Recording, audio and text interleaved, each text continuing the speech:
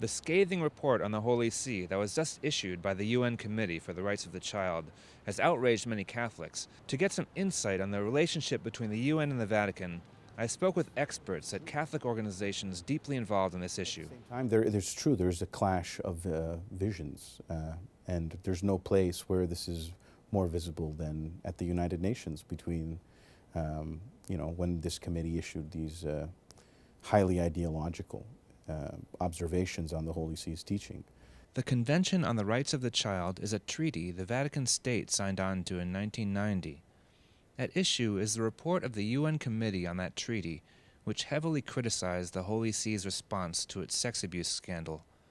And some say the committee went beyond the scope of the treaty when it recommended certain changes to church teaching on contraception, abortion, and homosexuality.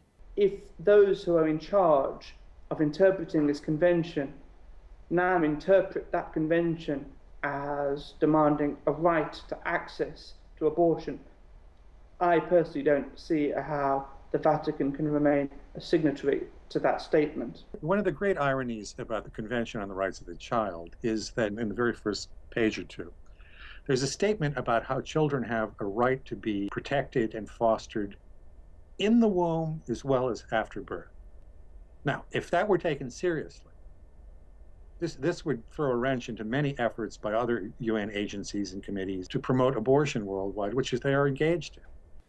The Vatican is expected to issue a comprehensive response to the committee's report in several weeks. The committee likes to think it has the final say in this dialogue with states on how to implement the convention. That's why they call their recommendations and suggestions concluding observations, as if they were concluding the dialogue. In reality, the Holy See, as a member state to the treaty, has the final say in what its treaty obligations are. The Holy See has had relationships with the United Nations for many years. In 2004, it became a permanent observer state.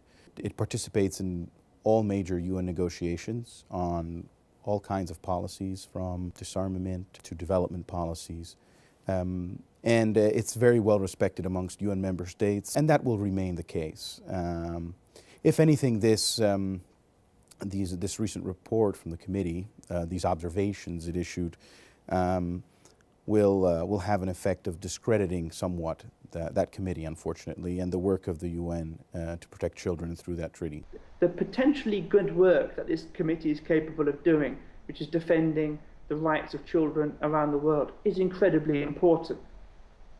The fact that this committee has taken such a militant and unreasonable position will discredit the work that that committee does internationally before a number of different countries. This is really the missed opportunity. Reporting for Currents, this is Konrad Aderer.